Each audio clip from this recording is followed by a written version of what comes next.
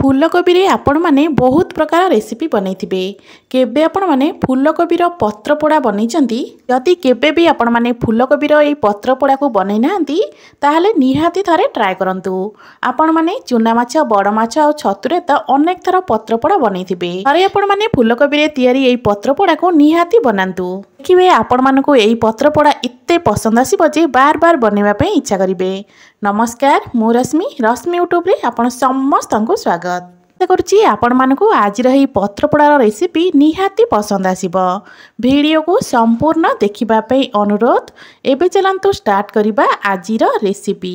कोबी बा फूलकोबी रो ए पत्र पोड़ा बनेबा पई एटी मु गोटे मीडियम साइज रो फूलकोबी नै जाईची। प्रथमे आमे कोबी रो नाड़ा को अलगा करनबा। कोबी रो नाड़ा को काटी सारला परे एबे आमे फूलकोबी को छोट छोट खंड रे काटी नबा। तो एटी देखि परथिबे फूलकोबी रो सब जाक पाखुडा को मिमती काढी नैची।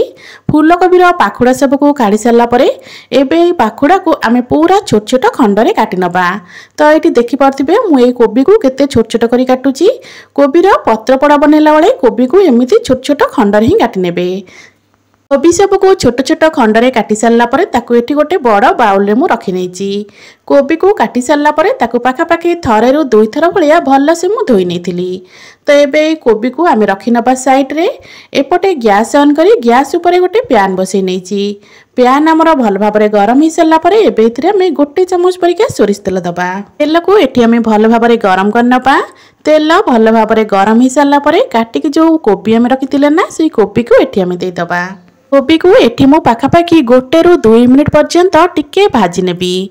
एमती टिके भाजी नेले कोन हेते ना कोबी रो जो स्मेल ता थाए सेटा आसीबनी।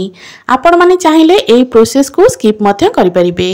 तो एठी मो कोबी को पाखापाखी गोटे रु 2 मिनिट पर्यंत हल्का टिके भाजी नउची। गोटे 2 मिनिट कोबी को एमती भाजी सारला परे तो एठी देखि परुथिबे कोबी ऊपर हमरा हल्का हल्का कलर आसी जाईची। कोबी को आठू बेसी भाजीबा किछि भी दरकार नहीं। कोबी ऊपर एमिति हल्का हल्का कलर टिके आसी गला परे एबे ई भजिया कोबी को आमे गोटे बड़ जागा को काढी नबा। जोथिरे कि सब जिंस को आमे देई सारला परे गोळीबा पे टिके सुविधा होतिबो। तो एठी देखि परुथिबे गोटे बड़ बाउल रे मु एई सब कोबी को रखि नेची। एबे चलंतु पत्र पोड़ा पई गोटे मसला बनेबा। मसला बनेबा पई ग्राइंडर जार रे कळा सोरिष देइथिली गोटे चम्मच। ता सहित हाफ चम्मच देइथिली जीरा। दुईटा नेथिली सुखिला लंका आ 10 रु 12 कुला नेथिली रसुण। राग आपण माने आपणकर पसंद अनुसार देई परिबे। ता सहित अल्प पानी देई एबे आमे पूरा चिकन करी बाटी नबा। मन रखिथिबे मसला को बेसी पतला बा पानिया करी बाटीबेनी। मसला को भल से चिकन करी बाटी सारला परे भाजी की रखिथिबा कोबी रे एबे सोरिष मसला बा बेसर को एठी आमे देई दबा। मसला को दे सारला परे एबे चलंतु अलका सामग्री सब ऐड करिबा।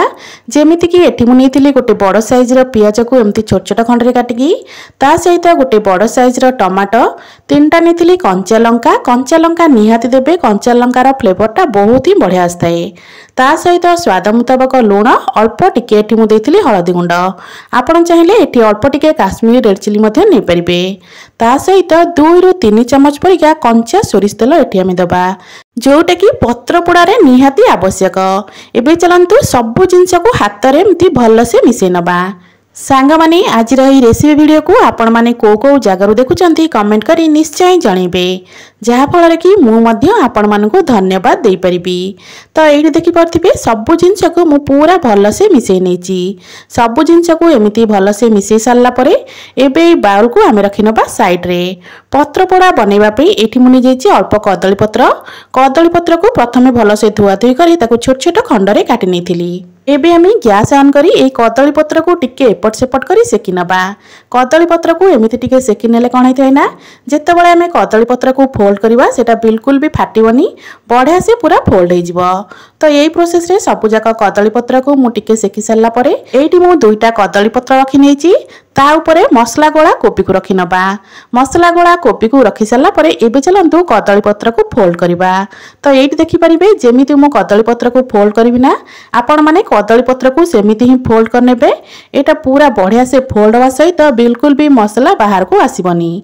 तो एमिति कदली पत्र को फोल्ड कर सारला परे एबे को आमे गोटे सूता सहायता रे बांधि नबा। आपण माने चाहिले कदली पत्र रे जो पाटुका बा पटुका थाए सेइथिरे मध्ये आकु बढ़िया से बांधि नै परिबे। जेहेतु जेहेतु मो पाखे कदलीर से पटुगा नाला से मुझे एमती सूतार ही बांधि नहीं तो ये सबको भल से पूरा टाइट कर सूतार बांधि नवा आम एटी मु कही रखुची जदि आपण मानकु आजिर एई रेसिपी वीडियो भल लागे वीडियो को लाइक करिवे शेयर करिवे जदि आपण माने मो चैनल रे नुआ अछंती ताले प्लीज चैनल को सब्सक्राइब निश्चय करनेबे। एटी प्रथम पुटुळा मोर रेडी हे गला परे सेम प्रोसेस रे कदली पत्र रे सब जाक पुटुळा में बनै नबा। आपण माने तो माछ छतु रे बहुत थर पत्र पोड़ा बनैथिबे थरे एई फूलकोबी रो पत्र पोड़ा को निहाती ट्राई करिवे देखिबे फूलकोबी रे तयारी एई पत्र पोड़ा खाइबा पई एते बढ़िया लगी थाए आपण छतु आ माछ पत्र पोड़ा को निहाती भाव में भूली जिवे।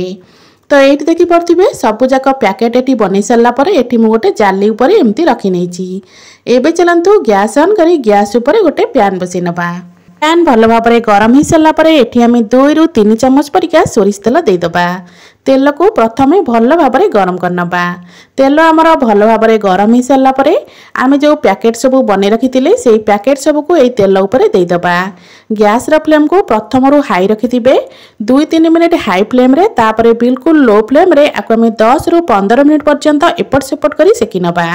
तो ये मु सबू जाक पैकेट बा पोटला को दे सारा पर एवं चलतु आपको आम कभर करनबा गैस फ्लेम को बिल्कुल लो करनबा लो फ्लेम रे 3 ରୁ 4 मिनट पर एवं चलतु आपको आम आर पट को पलटई नबा एमती एपट सेपट करके आम 10 ରୁ 15 मिनट पर्यंत भाजी नबा 10 ରୁ 15 मिनट रे आमर कोबी भल भाव में सीझी जाइथिबो ता सहित मसला मध्य बहुत बढ़िया भाव में सीझी जाइथिबो। चलंतु आको पुणी थरे कभर करनबा कभर करी किछि समय पे छाड़ दबा एमिति एपट सेपट करी करी मु 10-15 मिनट खंडे भाजी नेथिली। तो एठी देखि परथिबे आमर पत्र सब हल्का हल्का पोड़ी गलानी तो भीतर बहुत बढ़िया गोटे बास्ना मध्य आसुची।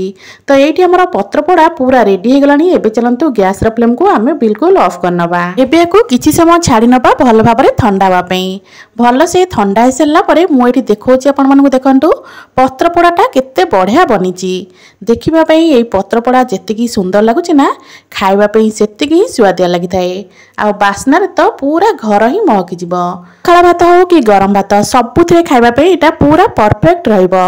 आशा करुच्ची फूलकोबीर यही पत्र पोड़ार रेसिपी आपण मानक निश्चय पसंद आसथिबो। पुणी आसीबी गोटे नुआ रेसिपी नहीं से पर्यंत रहूची नमस्कार जय जगन्नाथ।